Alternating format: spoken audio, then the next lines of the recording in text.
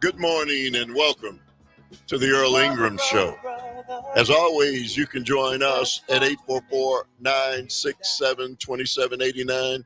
That's 844-967-2789. You can text us at that same number. Good morning to you, Calvin. How you doing, man?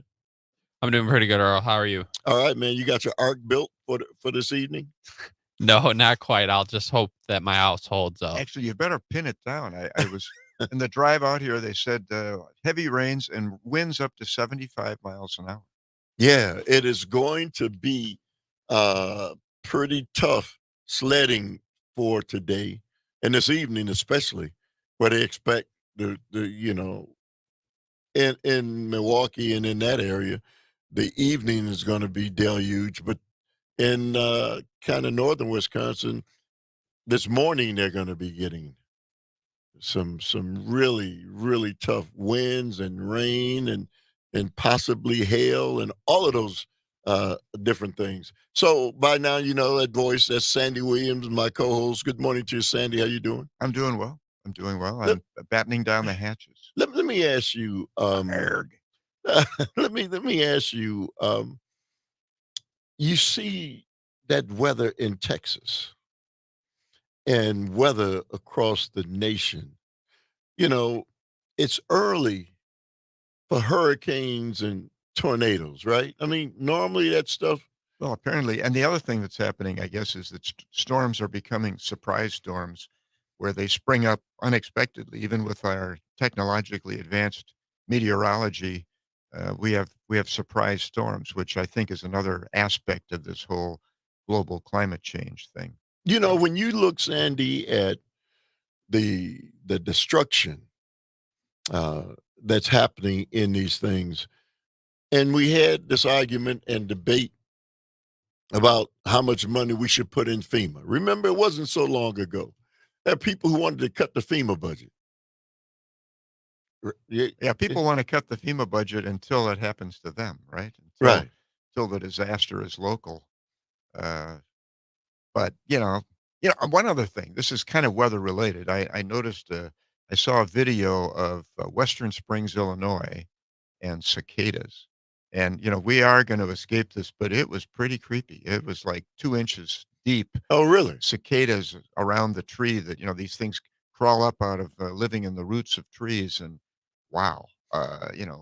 If you're in cicada country, I think it's going to be biblical. Sandy, I was watching, and for whatever reason, because I had some friends who moved down to Houston, and they talked about the great weather, but the risk that you take. I mean, See, people talk about the great weather in Houston until they're there in July. Yeah. Well, it's over 90 some degrees now in Houston in May. Right. I was in Houston on a business trip, and I would call it walk slow hot. When it's hot and humid like it is there, it is kind of unbearable. Yeah, and the fact that they need the air conditioning like right now. Yeah. And yeah, I don't know, man. Whatever it is that's going on. Not only that, they're having a Mormon locust infestation. Really? So yeah. So I mean, it's like I said, the right. biblical plagues. Cicadas, locusts, floods. It all happens. It keeps happening. Well, people say it's God's country, but we'll see what I mean. The plagues. Yeah, I just and you kind of feel for how people have to deal with those things. You've got the tornadoes in northern Wisconsin and those kind of places, Missouri, Tornado Alley, and all those kind of places. But man, I deal with the little cold that we get from time to time, and yeah, that's something else to me. But anyway, we're down to the Final Four in the NBA. Yeah, and I think that if people had pools at the beginning of the year, I think there aren't many people who would have predicted the right Final Four. Well, I'll tell you, Minnesota and Indiana wouldn't have been in there. Right. Dallas and the Celtics would. Yeah, those 2 were, and the other 2 weren't in Yeah. most people's lists. But in watching the evolution of those younger teams, you know, each year they reached a different plateau. Um, Younger talent each year, adding additional younger talent, and those young people getting another year under their belt and maturing. It's kind of what that's how you build an NBA team. It's not going out and getting the best guy like we did with Dame Dollar and giving him 50 million and bringing one guy in.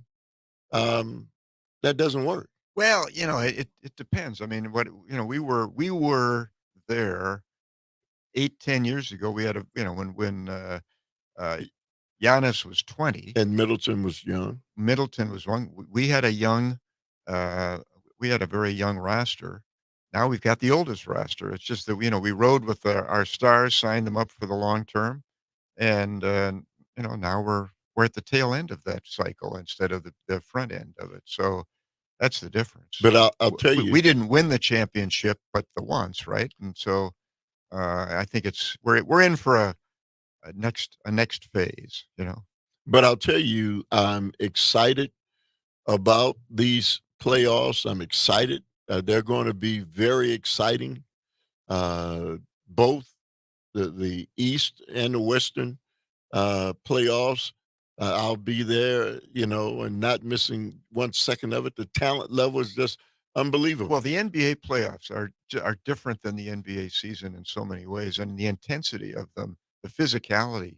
It's a whole different game, and yeah, it's obviously like we said, I think earlier, they couldn't play that way for a whole season because you can see the rate at which they're getting injured during the Right. playoffs. I mean, the Knicks were cooked when I forget Yeah, yeah. Jalen Brunson. Jalen Brunson broke his hand.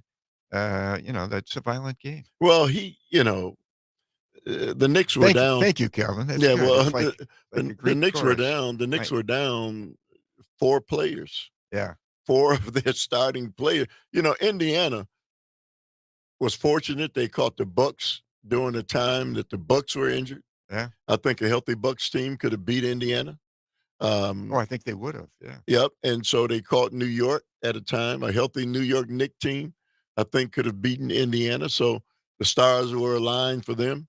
I'm not saying they're not a talented team. They are a talented young team. Celtics are pretty healthy, aren't they? Yeah, they are. Yeah. So, Except for they're missing their center. Porzingis, is he still out? Yeah, he's still out, Yeah. and so that he matters. Yeah. For sure. He's a game changer. He's a series changer. But anyway, enough of that. Sandy, we got some things we want to talk about this morning, as always. It There's some stuff going on. Let me do this first. The president of Iran Yeah. And the foreign and the secretary. foreign secretary, Sandy, the helicopter they were in was 45 years old. And so the question was, why would they put them why are they flying around in a helicopter that's 45 years old? You know what the response was? Sanctions from the United States government has not allowed them to get the technology that they need because we've had sanctions Yeah. on them for Well, but they successfully are the source of sophisticated drones that they're selling to Russia, and they have a pretty sophisticated industry. I mean, I suspect there are plenty of helicopters in use in the U.S. that are that old because things like that, they rebuild the engines, they replace the engines, they replace the rotors, and so probably very few elements of that helicopter were actually 45 years old. well, I'm just, this is what was in a news report that I was watching, and what I would say to you is our president's not going to be flying around in a 45-year-old helicopter unless they have made sure that everything, Mhm. right? the maintenance and all of those things. So Well, they're saying well, that's part of the I'll reason. be interested in exactly what the cause of the accident is. There could have been foul play. I saw a listing of the numbers of heads of state who have died in plane and helicopter accidents and what countries they were from over the last 40 years, and it's a significant number. So, and most of them died in a circumstance that was suspicious. Yeah, Okay, so who knows what caused this accident? it is amazing to me that in that kind of wreckage that they can find out what was the cause of the accident, right? I mean, it actually landed in a bunch of trees. Yeah, yeah. Who knows? I have nothing. I have nothing to add in terms of any No, no, no. facts I to no, add to I the no, I process. no. But I mean, but I think that a suspicious number of heads of state or near heads of state go down in planes and helicopters and in places and usually in the list I saw, it was a list of sort of second level countries, places that were experiencing political turmoil. And there is undoubtedly, we think of Iran as this monolithic country filled with radical Islamists, but that isn't what Iran is. It's a very secular country that's been taken over by Islamists. And I think there's undoubtedly a great deal of hidden discord. So right away, the um, what is the guy who's in charge, Joint Chiefs? Of our Joint Chiefs? Yes, I forget Oh, his name. well, But anyway, I've lost track. what he said was right away, we didn't have anything to do with it. The United States didn't have anything to do with it. I Right. thought that was telling. 844-967-2789 That's what I used to say when the lamp broke in the living room. is the number. It's Tuesday. That means Tuesdays with Sandy Williams. We'll get down to business on the other side. 844-967-2789 is the number.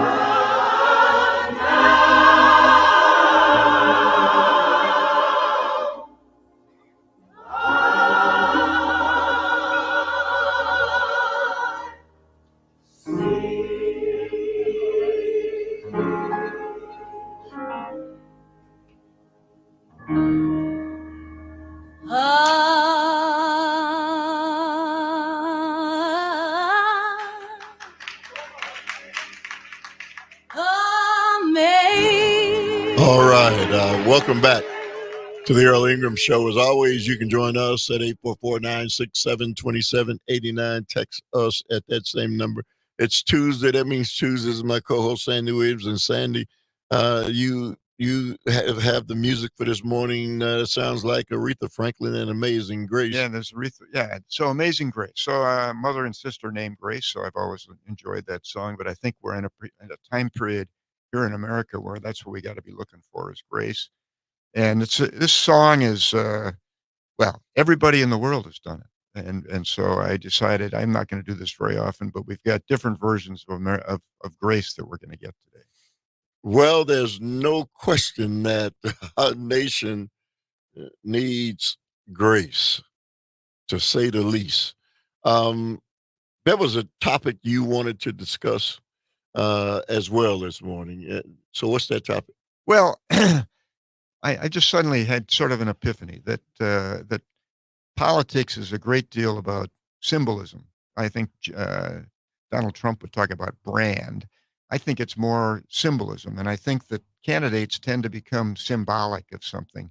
And I think in particularly Donald Trump's case, that he represents a symbol to a lot of people, a symbol of some things that are different than his embodiment, okay? So that what Donald Trump is, who he is, how he behaves is much less important to the people who adopt and believe in what he represents, the symbol that he represents. And so I think that there are a great number of people who are enthusiastic about Donald Trump are not enthusiastic about him, the person, in fact, might be repelled by him, the person, but embrace the symbol that he represents. And so I think what's interesting is to explore what is the symbol, what is the brand or the symbol that people embrace about the candidates, because I think that it's a very important element of who we elect. And my sense of the symbol of Donald Trump is probably different than others. Uh, Personally, I'm repelled by the symbols, okay, the symbol that he represents. But there, I think, are a great number of people who are attracted to it. Moths are attracted to flames. I'm not, and I think that there are a great number of people who are attracted to what they think he represents, and there are people who are attracted to what Biden represents. But I don't think Biden's symbol or brand is anywhere near as distinct as maybe Donald Trump's. So, the thing about it, and our phone lines are open at 844-967-2789. This is a participatory discussion this morning. So, love to hear your sides of this, yay or nay, pro or con, on this discussion that will, kind of go down a lot of different paths. Um, but I have to tell you, people know who Donald Trump is. He was the president for 4 years. So people know what he represents. Again, he was the president for 4 years. It would be different, Sandy, to me, if Trump had never been the president, and you could say, well, I wonder what Donald Trump would do. I wonder how he'd be. We already know he's Well, I think that the Donald Trump presidency proved one thing, that Donald Trump is unpredictable, that I think we all would wake up every morning during his presidency wondering what he would do next. If you have someone who you understand who they are and what they're going to do, you have a pretty good idea of what they're going to do next. So I think that part of Donald Trump is the fact that he seems to be onto himself and is unpredictable. And I think that a great deal of his presidency was actually a presidency in which he fought the rest of government. He turned his back on advice. He turned his back on all that was sort of the norms of government, and so it became a period that everyone I think would agree was quite abnormal in terms of how it felt and what was going on. so you think that's the allure that people have, the unpredictability of a man who, as you stated, in crises mode, when there was an issue that was really required leadership with him, uh, you know, um, we saw how he handled that. Well, this is me, okay, and Yeah, I know. this is No, me trying to understand his symbol, but I think that what he has come to symbolize to people, what is emblematic of, is if you are angry with anything about your situation, then you should like me, Donald Trump, because I promised to fix it. I'm not going to tell you what the situation is that's making you angry. I'm simply going to talk about how angry you ought to be, how America is falling apart. I'm not going to describe to you how America is falling apart. I'm just going to tell you that America is falling apart. And you who are angry will be able to fill in the blank as to how it's falling apart because you have an idea of how it's falling apart. So it's a bit like the promise to make America great again. I'm not going to describe to you what era I'm going to take it back to. I'm not going to describe to you how I'm going to make it great again. I'm simply going to appeal to your aspiration to go backwards in time and make things as they used to be at a time when you liked them. I'm not going to tell you when that was. So the brand is open ended and it's designed to appeal to those who are unhappy in their circumstance. And it's designed to appeal to people who want to go backwards in time to a time when they felt better and happier about their circumstance. so I'm going to bring inflation back into order. I'm going to change the overwhelming cost of food and how people are having a tough Actually, time. he hasn't even talked about that. I know, but he's not going to talk about it. But people somehow believe that he's going to fix that when he gets in office. Right. So if you're unhappy about foreign affairs, these things wouldn't have happened if I was in office. If you're unhappy about food prices and gasoline prices, these things wouldn't have happened if I'd been in office. Those are unprovable concepts, but they're designed to be consistent with the brand, which is if you don't like it, I will fix it. If you don't like it, I'll take and you did like some prior period, we'll go back to whatever that is. And you can listen at rallies. I listened to a great deal of his rally in Minnesota, and there is nothing in the rally in which no point does he talk about policies that he's going to adopt. It's attack dog. To attack the current circumstance and to denigrate it and to appeal to people's concerns about it without telling you how he's going to fix it. All right, 844-967-2789 is the number. It's Tuesday. That means Tuesdays. Tuesday's not Sunday.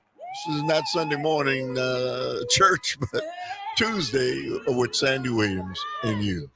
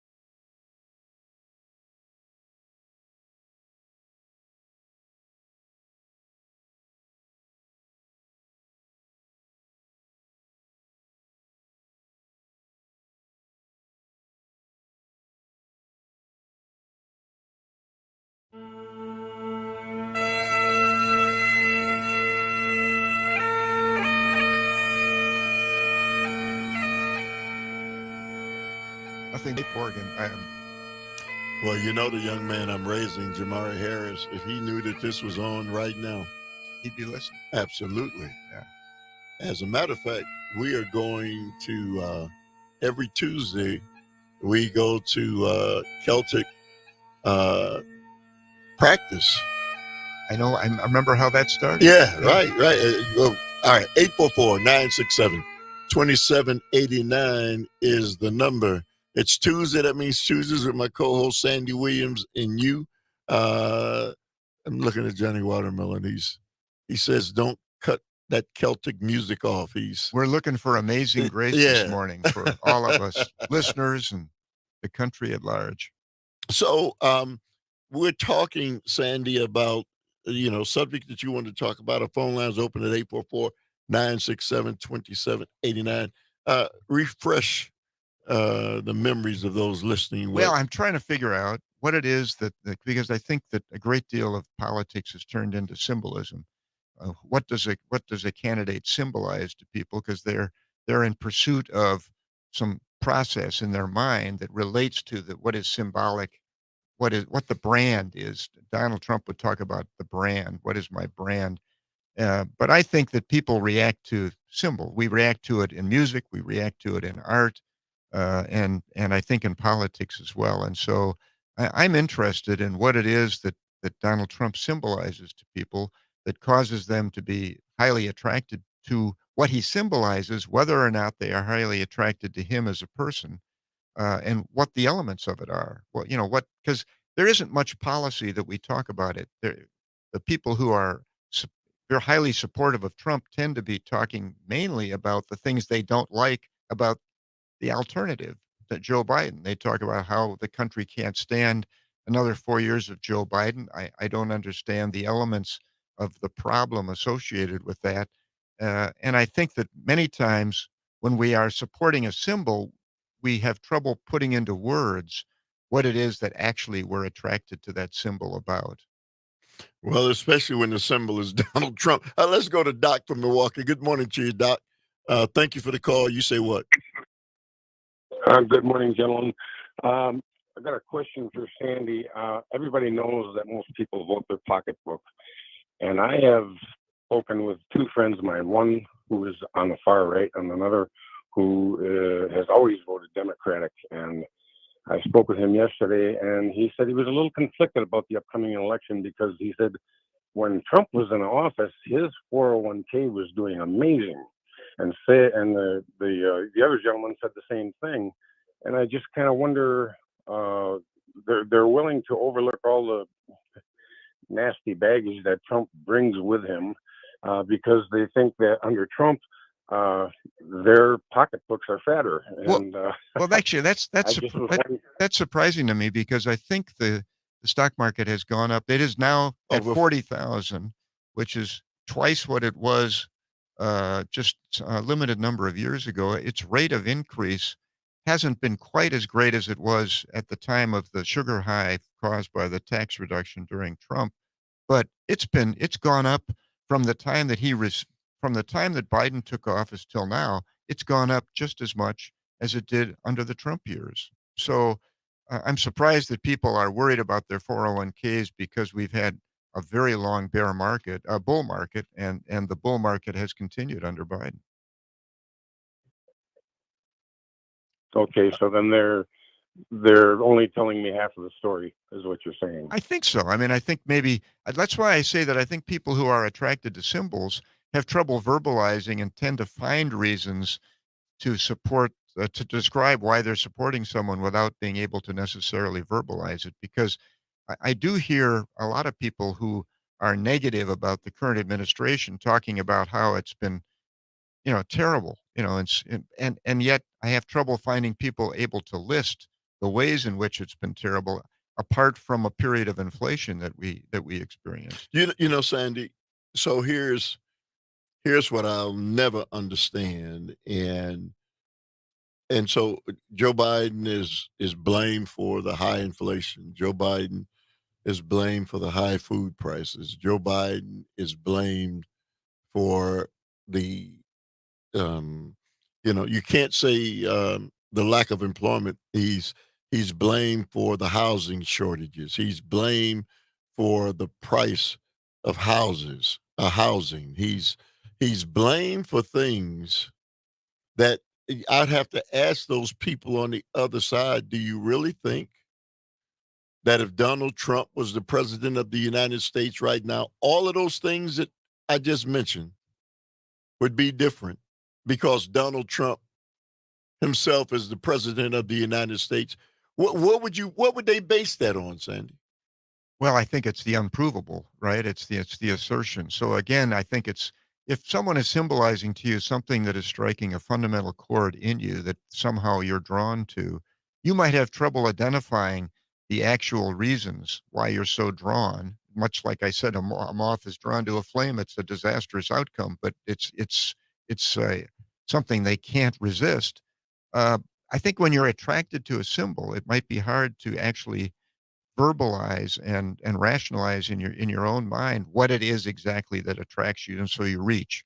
Um, and I think that presidents tend to take credit for and tend to get blamed for all of the economic circumstances that occur during their term in office. And I think that in Biden's case, if you take everything in balance, the number of jobs that have been created, the real income increase that's occurred, the growth in the stock market, the growth in the economy, the rate of growth in the economy. You take all those things and then put them in context and put the inflation that was experienced in context in a world context. If you put it all together, I think that Joe Biden wins that argument. But if you're not for Joe Biden to start with, you can pick and choose in the basket of issues there the things that you want to identify as problems.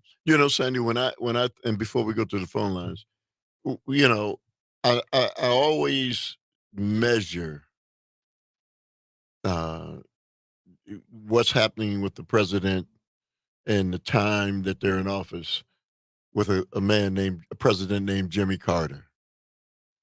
And the fact that Jimmy Carter was president during the oil embargo, the fact that Jimmy Carter was president when the prime rate Yeah, I think the main, was, for me, Jimmy Carter, the prime rate fly up because he decided that he was going to let Paul Vogel solve inflation and liberated the Federal Reserve Bank from political pressure, and the Iranian breakdown, the blow up of the Iranian government and the hostages were two of the primary things. But he during his presidency there was rapid inflation, and he gave Paul the Volcker, Volcker the right? capacity to do what was necessary, which was to move the interest rates up even higher to kill off inflation. And so at the root of those things, and I just don't think the American people think that deeply, uh, in its popularity, and so Donald Trump is popular to some people because they still remember him from The Apprentice. I don't know. I've never seen one episode of The Apprentice, so I don't know what they're talking about. Uh, let's go to Tom from LA. Hey, good morning to you, Tom. Thank you for the call. You say what? Well, well, someone like Samuel L. Jackson would say, "Wake the f up, Americans." Yeah. I mean, first off, you got people that keep on trying to go on all these radio shows saying, "Oh, black people and Latino people, they're all switching over to Donald Trump." You have a guy that has been in a courtroom. You have someone that's a convicted, you want to call it sexual assault, I'm going to call it a rapist. You're going to compare the two people. You're going to compare, seriously, you want to get down to brass taxes? Do you like the fact that billionaires, do you think the economy works better when billionaires get the bigger tax cut and we have a wealth in disparity? Or do you believe that investing in infrastructure and investing in America actually brings you back a return on investment? And I would say to all of you small mom and pop business owners out there, you know what? These billionaires work less hard than you. They collect dividends on the while they're sitting on the pool. That's what they do. You work harder than they do. And you go and defend these people.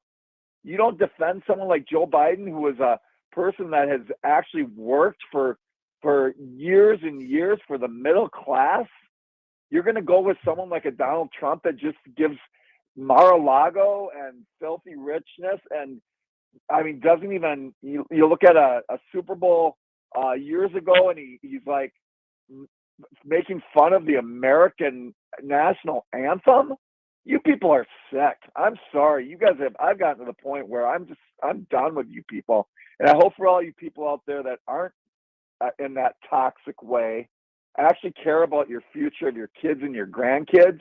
And I hope you realize that, you know what, Joe Biden is investing in America for the future, not going and selling us out to the highest bidder to someone like Saudi Arabia or Russia or Erdogan. So, Or for that fact, Benjamin Netanyahu.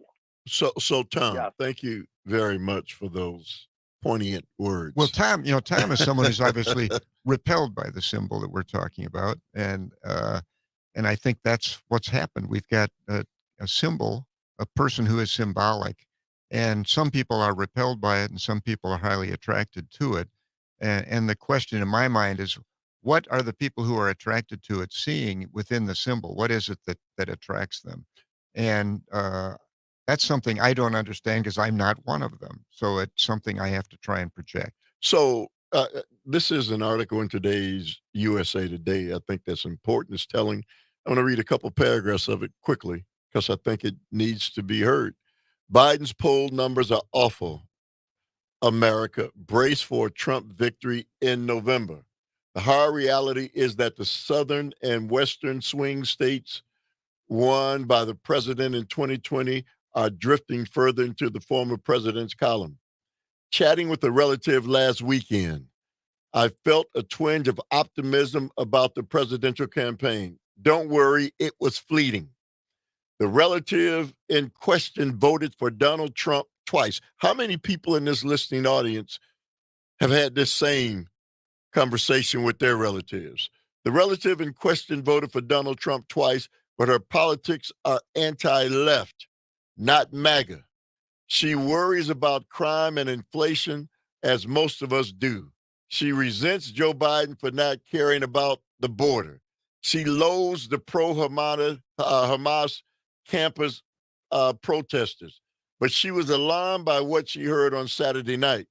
She had Fox News on in the background, and as the network carried Trump's latest rally live from New Jersey, and from the first time in years, she got to hear him speak at length, unfiltered.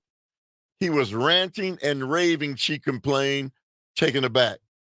Yes. Well, yes, I said. That's the sort of thing, but he really was in rare form that evening, and his thing is darker now than it ever was before. It's strange to think of Republicans vote. It's strange to think of a Republican voter being surprised by Trump's demagoguery, as it has been the essence of the man and his movement for almost a decade. But he has gotten worse over time and angrier, obsessively vengeful, more blatantly authoritarian, and lately prone to praising fictional serial killer Hannibal Lecter for for God knows what reason. For a casual voter who hasn't paid him much attention since early 2021, a long look at the former president in retribution mode is a bit of a revelation. 844-967-2789 is the number. You're tuned into the Earl Ingram Show.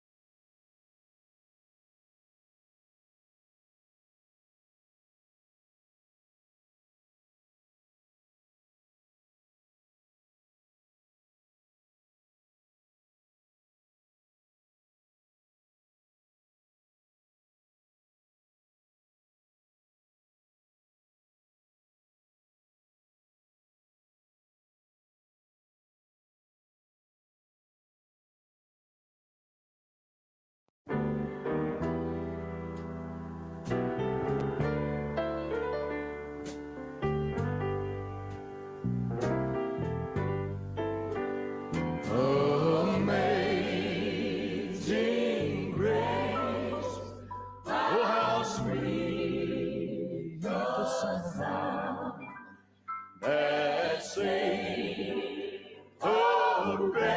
All right, welcome back to the Earl Ingram Show. As always, you can join us at 844-967-2789. You could text us at that same number. It's Tuesday. That means Tuesdays with Sandy Williams. And Sandy, the music selection today. That was Elvis Presley bringing us Grace. Amazing Grace. It's I have personal reasons for liking the name of the song. My sister and mother were both named Grace, but I think the country and all of us need a greater dose of grace.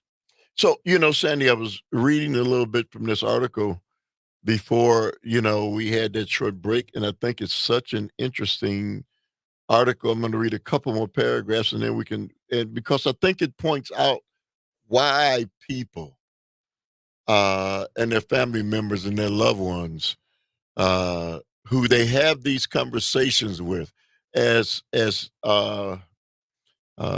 Doc earlier said, he's got friends on both sides of this, and so it's hard to have these conversations because you just trying to figure out, why people think the way they do. And so for a moment, I felt optimistic. Millions of other casual voters will be having the same revelation this summer as they tune into the campaign. Trump being Trump, he probably won't even feign normalcy during his acceptance speech at the GOP convention. The next 6 months will be a sustained advertisement by the Republican Party that its nominee is less fit for office than ever before. Then it occurred to me that my favorite relative is almost certainly going to vote for Trump anyway. And if she's willing to put aside her horror at the mental decompensation in the name of ousting Biden, many other horrified casual voters are destined to do so as well.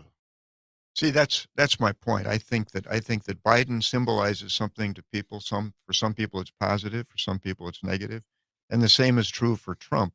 He symbolizes something that is that is inherently attractive to some people, whether it's subliminal or something that's clear cut in their mind, and he is also repulsive to some in the same way. So we've got. I think what's important is for people to examine the symbolism and to try and figure out what it is embedded in that symbolism that they're attracted to or that they're repelled by. Well, they're going to have to figure it out soon. Well, yeah, I think one of the problems with symbolism is that it's subconscious, okay? It's embedded. It's not necessarily something we understand.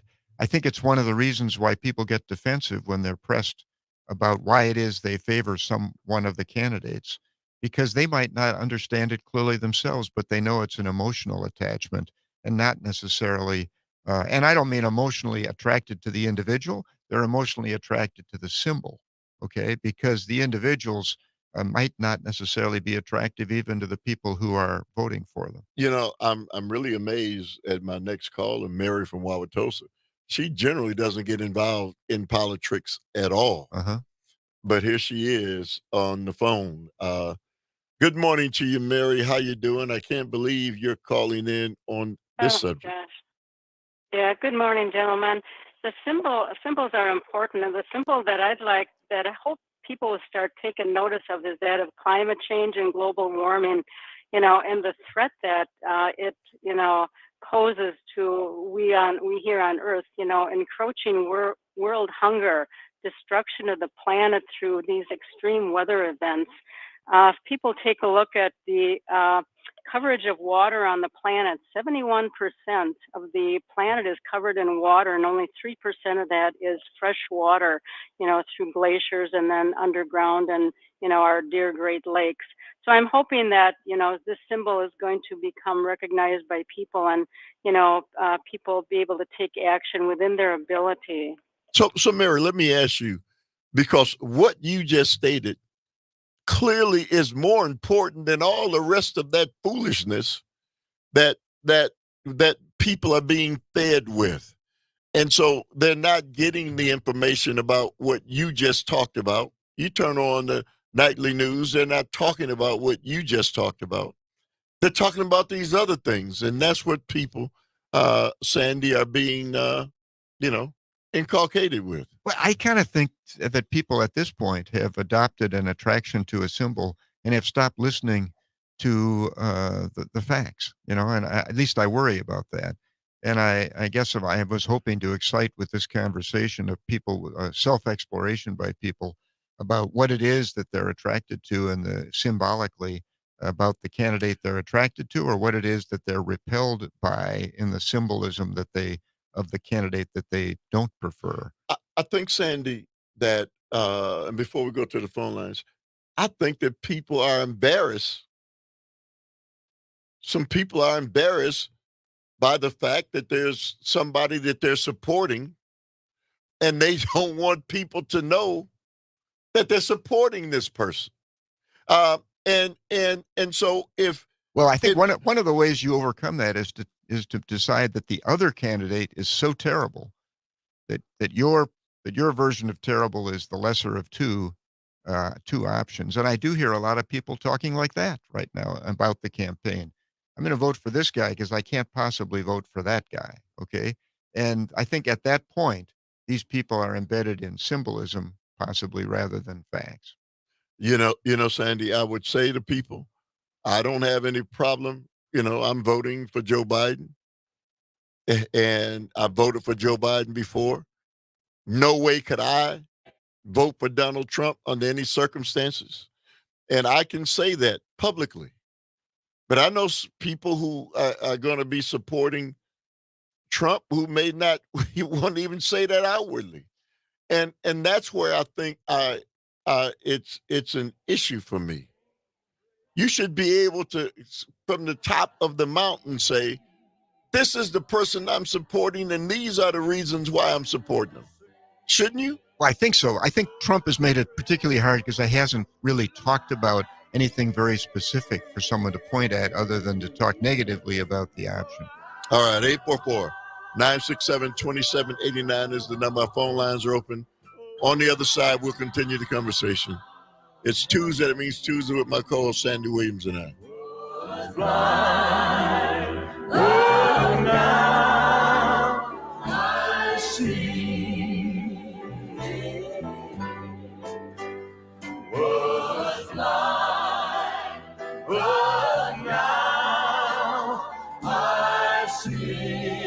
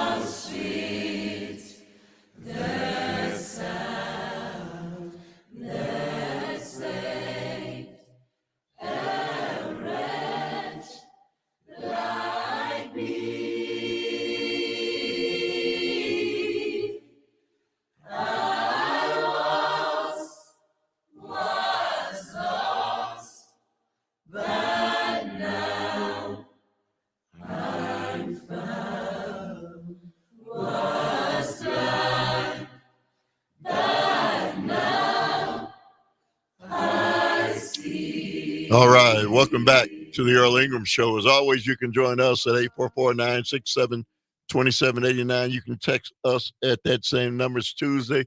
That means Tuesdays with Sandy Williams. And if you think you're on the wrong channel, Sandy, you're playing all of these different amazing grace songs. Yeah, Wow. that was the Soweto Gospel Choir that South Africa. I think Paul Simon introduced them to the United States.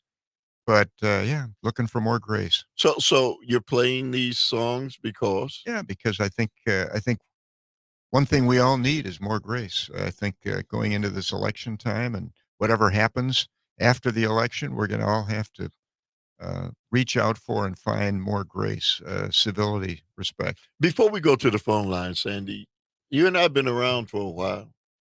We've seen contentious presidential, elections. But this one, Yeah.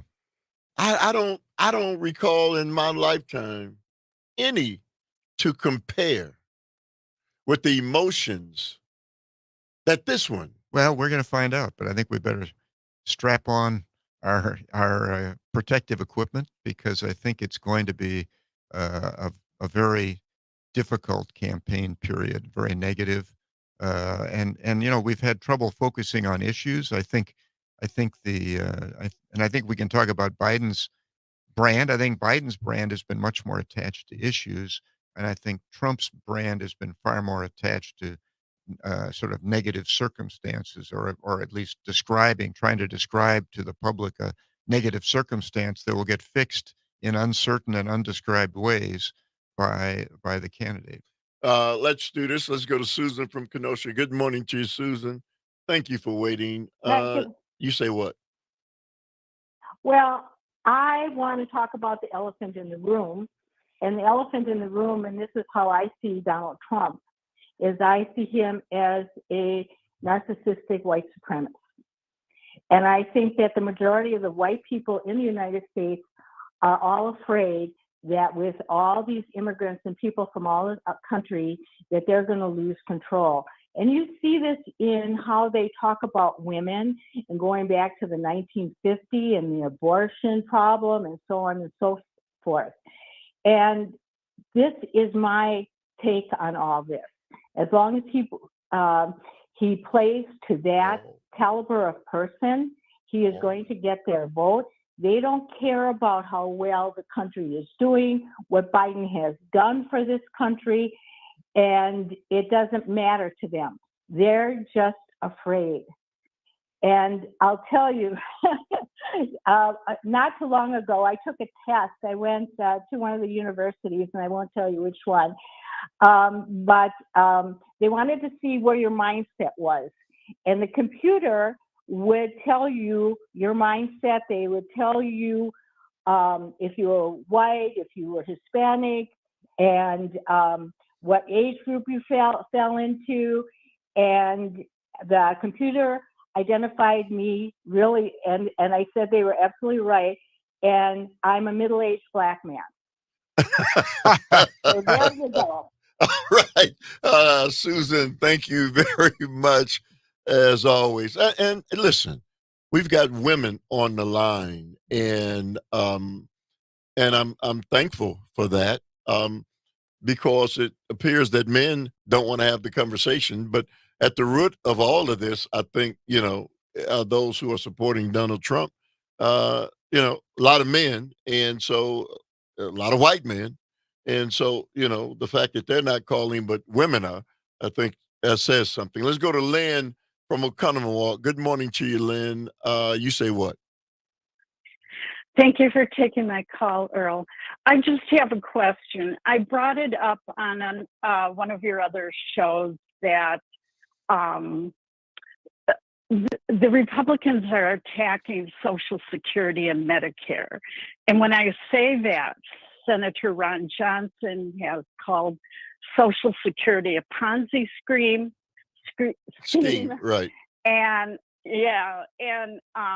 he would like to have it voted on annually, reclassify Social Security to have it voted on annually. He'd like to turn Medicare into a voucher system. Am I correct that generally that is how the Republicans think about Social Security and Medicare, that the American people are not due what they've paid into the system? Well, many of them refer to them as those things as handouts.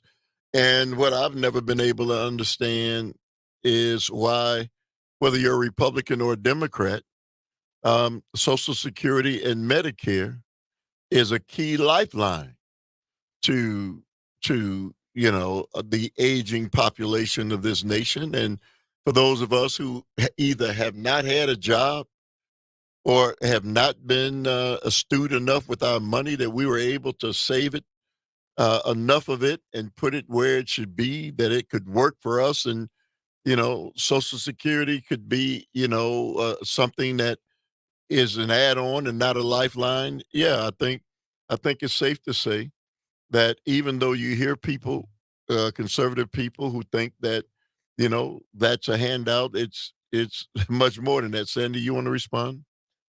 Well, no, I mean, I think again, but now we're into hard policy and talking about actual policies.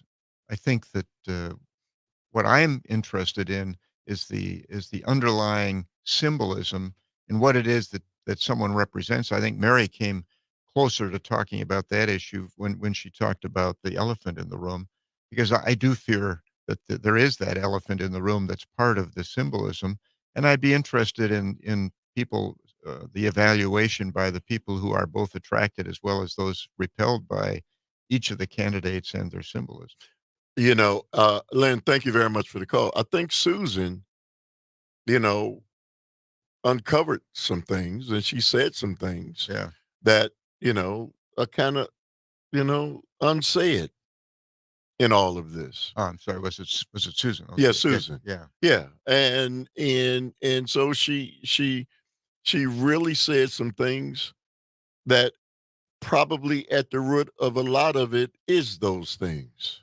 Well, I fear it is. I mean, like I said, I think when you're highly emotionally involved in some fashion that in which the discussion isn't at a civil plane, but rather is at a loud argumentative plane, we've obviously struck emotional chords, which is something that happens with symbolism.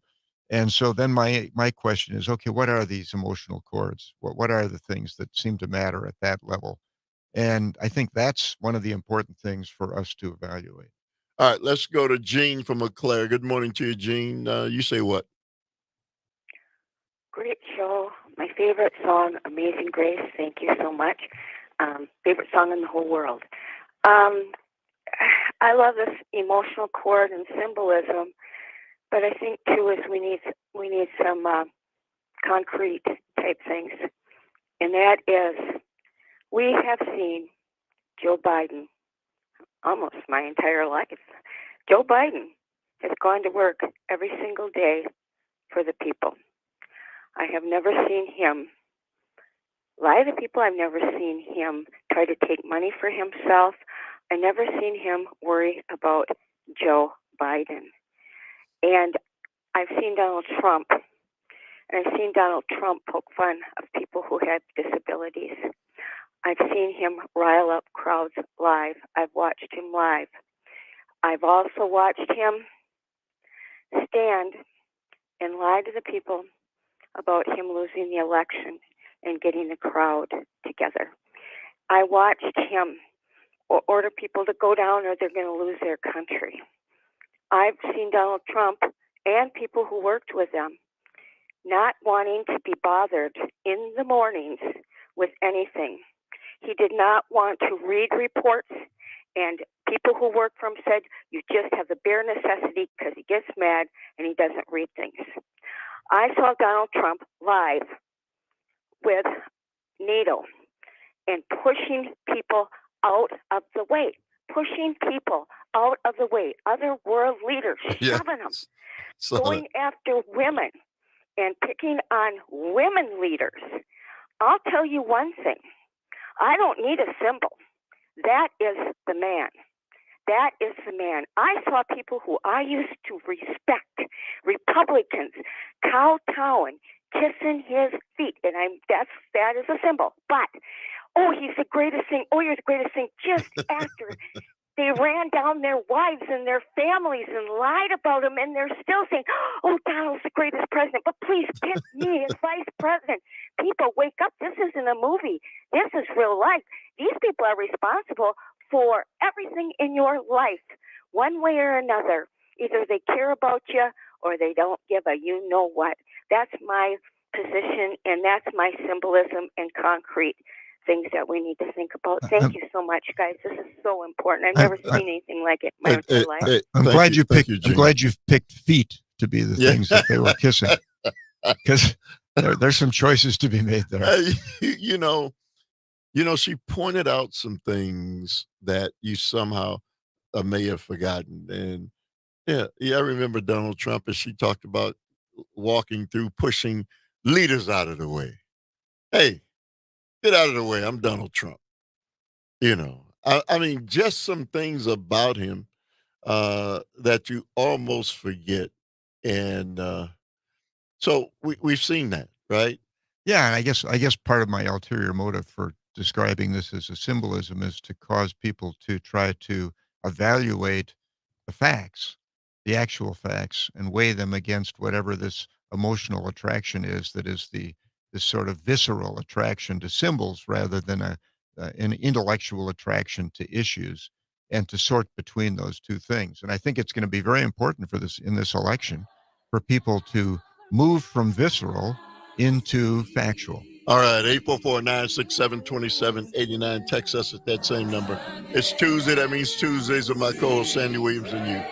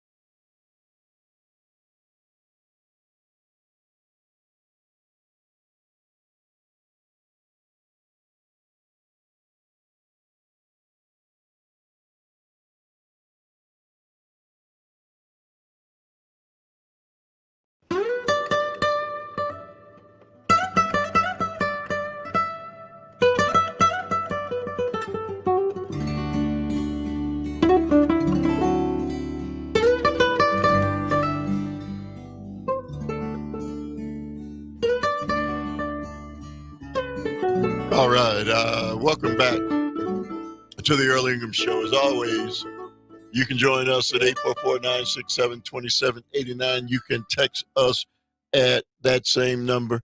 It's Tuesday. That means Tuesdays with Sandy Williams. And Sandy, for people who are just joining us, while we're having this conversation. Well, we're talking about not the extent to which in elections, and in particularly in this election, we end up with people who seem to be symbolic. They represent, in some manner of symbolism to people, something that evokes visceral reactions. That's what symbols do. It's a visceral reaction, not an intellectual reaction. And what is it? What is it that is the attraction, or what is it that repels people about the symbols that are these two candidates? And I guess my hope is that as we talk about it more, we'll move from visceral into intellectual, into facts, because I think it's the visceral side that is the one that's reactive and potentially a problem. And one of the things that when we were off the air, you were reading a piece that talked about, and I read the same piece yesterday that reminded me that Donald Trump has been in the news for 10 years.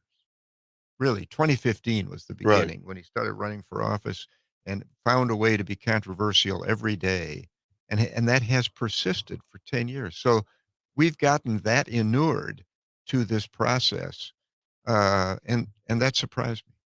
The amazing thing is, out of all the phone calls we've had today, and we open the door and the phone lines to both sides. Those folk who support Donald Trump, kind of amazing, they haven't called and explained, uh, the reasons and rationale for why they support him. And I think that's telling. I really do. I think that's telling. Let's go to Sharky from Racine. Hey, good morning to you, Sharky. How you doing, sir? Good morning, gentlemen. Thank you for the programming.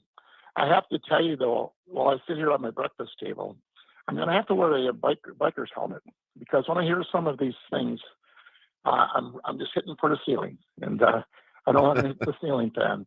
And it's this morning, and I'm so happy for you guys and the people are listening to get this message. But I also have to send out to a on a program, and I'm listening to you guys, and I'm sitting in here thinking about Robert Mueller as a former law enforcement. I admired that man.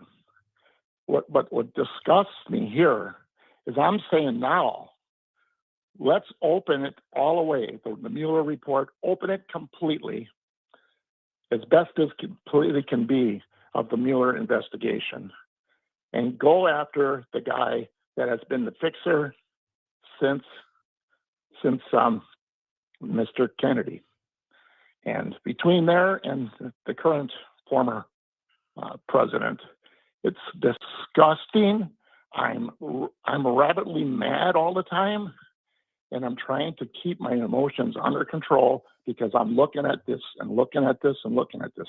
But I can't tell you how much more I appreciate what you guys bring to the table. Hey, Sharky, thank you very much for the call.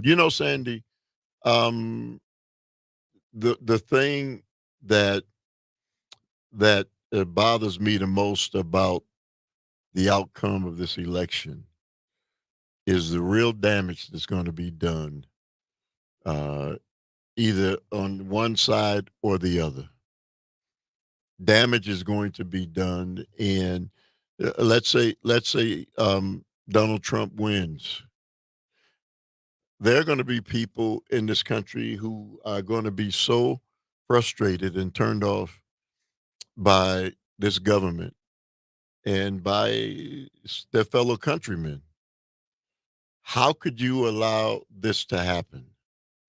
Because the 4 years that he'll get, that he won't do anything to change in policy, to change anything. I think it was Gene who said, they said he didn't read anything. They would try to bring to him every morning the staff, these important issues, global issues, and economic issues. And he would, hey, get out of here with that. Well, that's, I think, because he self-described the fact that he trusted his own overabundant gut. He didn't call it overabundant, but he said he trusted his gut, which worried me because I think the job is way too big for any single intellect, particularly one that might be limited by not being willing to take advice or otherwise receive extraneous information from third parties. So, yeah, I think the more we could all focus on facts, the more we could all maybe make a decision which is fact based about who it is that's elected, and we might all be able to have a fact based reaction to the outcome at the time that the election actually has occurred. And I think the problem with respect to a Trump victory is that other than the 2025 report that has been put out, which was a third party trying to create a conservative government plan, there's been very little in the way of information provided by Trump, the candidate, as to what it is that he will do. He's talked about to some audiences about cutting taxes even more in spite of the big deficits we have, some of which were caused by his prior tax reduction. Uh, he talks to some audiences about the deficit and what a problem it is and how he's going to solve that. He talks to some audiences about government intrusions. And on the other hand, he talks to some audiences about expanding the way in which government might enforce various things against the individual's right to choose. Here's what I don't understand, Sandy, is, we talked about the Trump brand. Let's talk about the Biden brand. And and so if you look at what Joe Biden has done and what he has, um, promised to do if he's reelected, and that's to do everything within his power to make sure that the average American uh, is not forgotten, and the average American who struggles, we're not going to forget you. We're going to do all we can to help you and lift you up out of the issues and the problems that you face on a daily basis. Well, that's who he is. That's what he's talking about. well, that is what he's talked about. The question is, what do people visualize in terms of, or what do they viscerally feel is the brand of Biden? And I think that's where maybe his campaign has some work to do. I think they have to create a clearer image for people that is that same kind of visceral reaction. As much as I would like it all to be an appeal to intellect, I think what's happened is that we have a battle of symbols, a battle of brands that has been, the table has been set for that. All right. 844-967-2789 is the number. It's Tuesday. That means Tuesdays with my co-host Sandy Williams and you.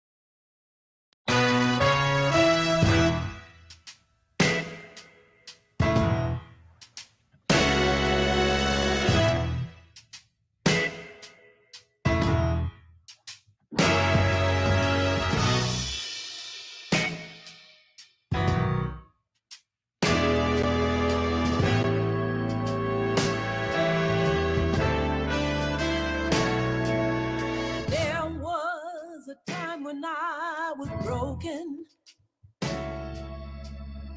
didn't know which way to turn. I was paralyzed, wondering why, hanging on to hope by a thread. All right. Welcome back to the Earl Ingram Show. As always, you can join us at 844-967-2789. Text us at that same number. It's Tuesday. That means Tuesdays with my co-host, Sandy Williams. And again, Sandy, for those who are just joining us while we're playing the music. Well, this was going to turn into Amazing Grace. It will at the end. Yeah. At the next turn. I just thought that the song was kind of evocative of what we all need, which is more grace. Okay, so Sandy, so Joe Biden, and who's no stranger, been around the political scene for 60 years. We know basically those of us who are political animals. I remember Joe Biden when I was a young man, and Joe Biden as a strong, well-spoken, articulate battler in Congress, right? You knew exactly who and what Joe Biden was and what he was going to stand up for, and he fought the battles over those decades. So he's still that guy.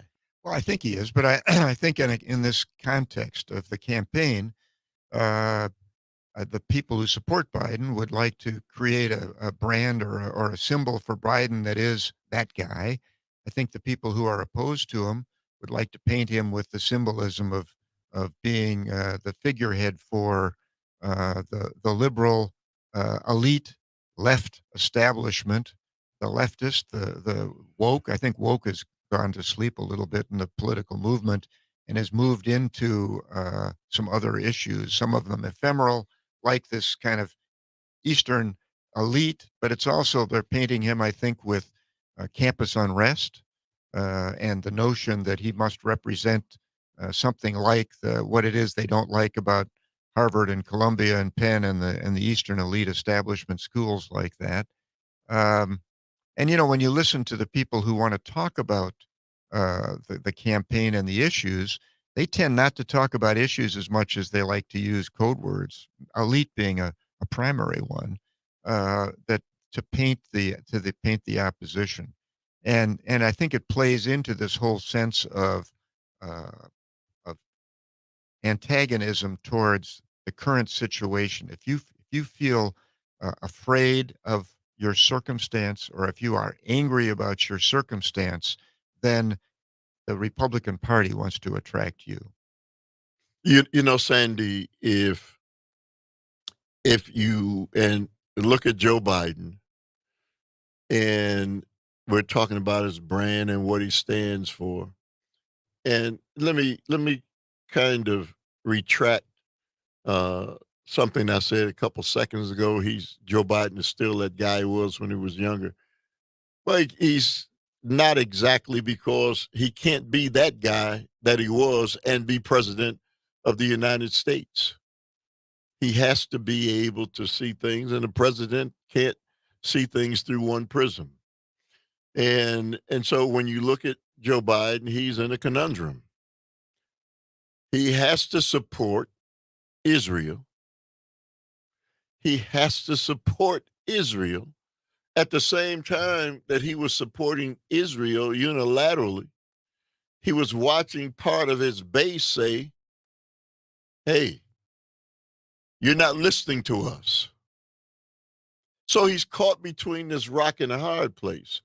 If I stay solely with what's going on and support Israel totally, I'm going to lose all of these younger people who I need to get reelected.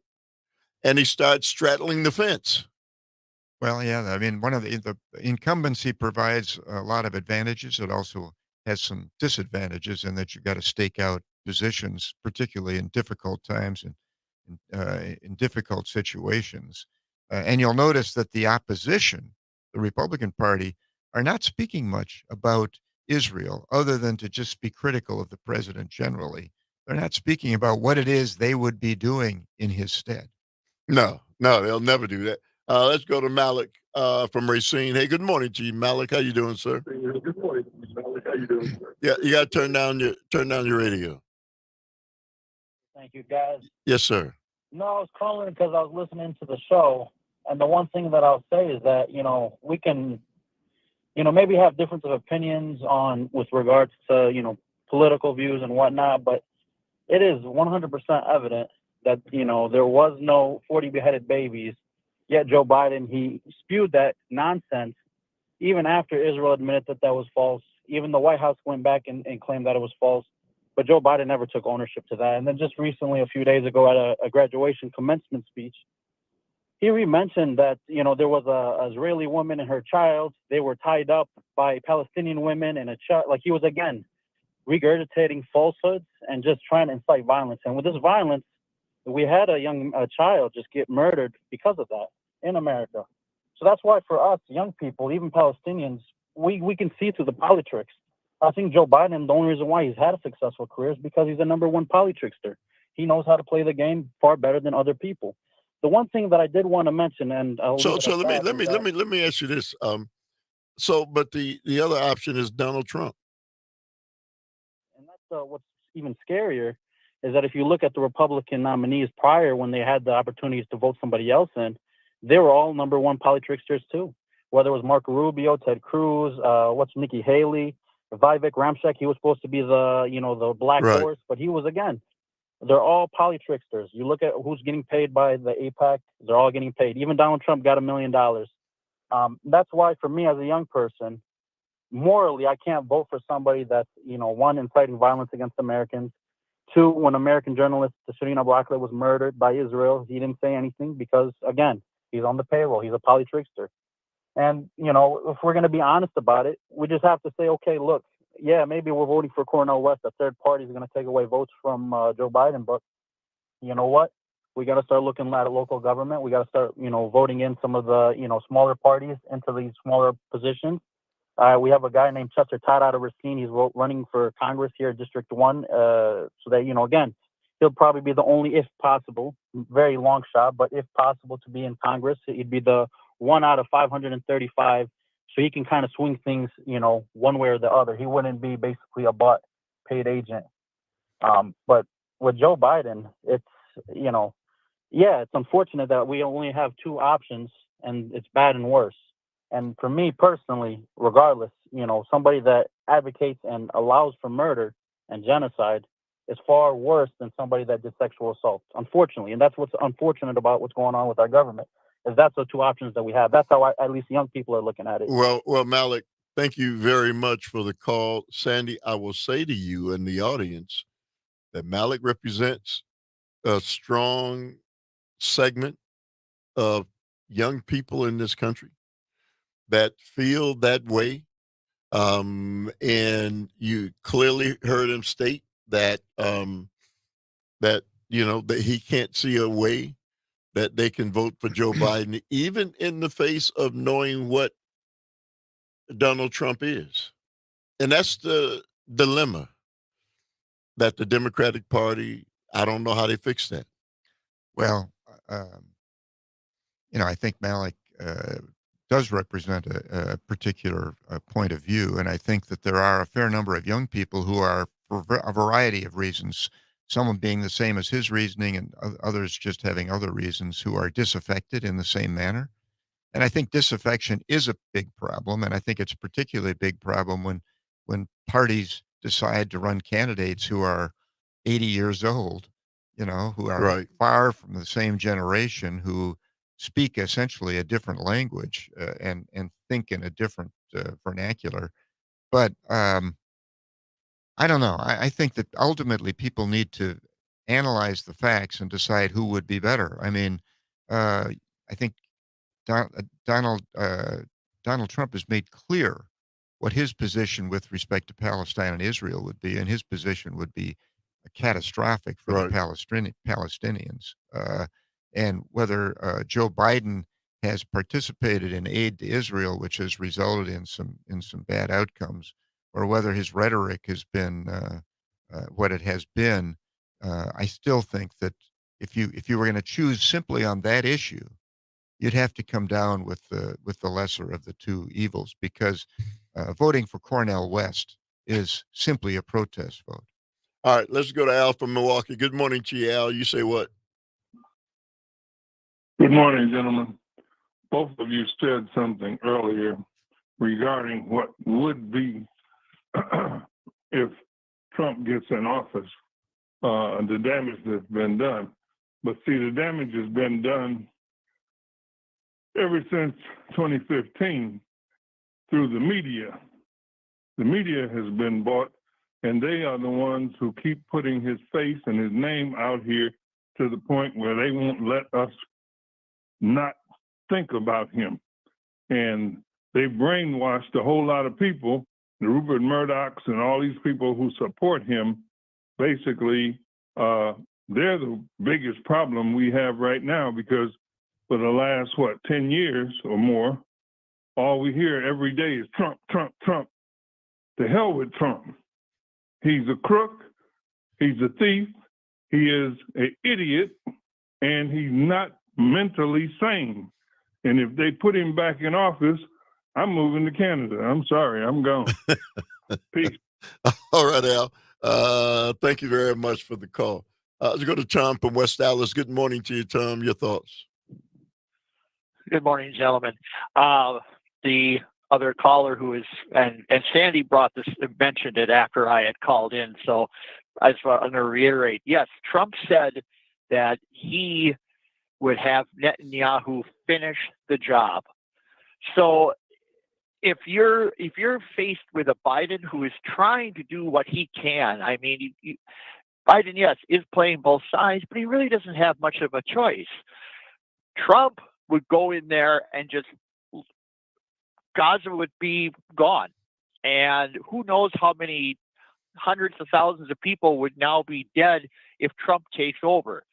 I'm also very sick of the Republicans now who are crying that Biden held up that arms shipment when they are the ones who held up funding for how many months? 6 months or more on holding up payment to Ukraine and to Israel for all of this. And now they were fine with holding up that money, but now that something else happened, now Biden's the bad guy. And again, like Al said, our media is playing favorites. They do not, they do very little reporting on things like that. You don't hear anything about the Republicans holding up money anymore. They're the ones who are responsible for this. They are the ones who are responsible for Ukraine and all of the countless lives that are getting lost there because they didn't want to give them money because they're pro-Putin. And, Trump and Putin are friends. And Trump, or the Republican Party, is doing what they can to make or allow Putin to win. And we're going to be in World War III if Trump gets in, because he won't care, because only Trump will profit from all this and the rest of us will suffer. Hey, Tom, thank you very much for the call. 844-967-2789, Sandy. We're going to continue the conversation on the other side. I thought of a literary allegory, a comparison when the caller was talking about Rupert Murdoch having created Trump. I think Frankenstein created a monster, and I think maybe Rupert Murdoch might have some Frankenstein in him. All right. 844-967-2789 is the number. You're tuned into the Earl Ingram Show. It's Tuesdays with my co-host, Sandy Williams.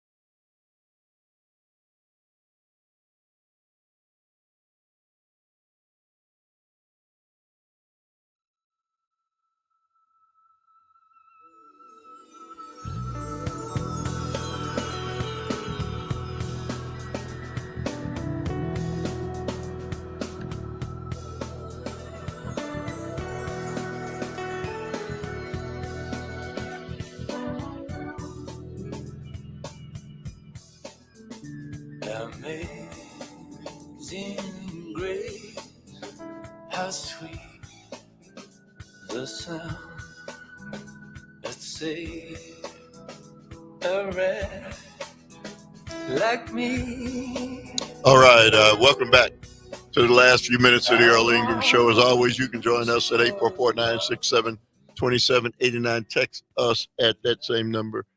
You know, Sandy,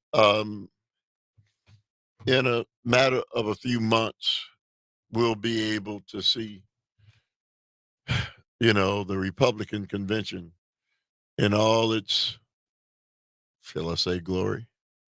Well, it's going to be it's going to be interesting. Yes. Yeah, and so Donald Trump will be here in person, live and in living color, and we'll be able to see him.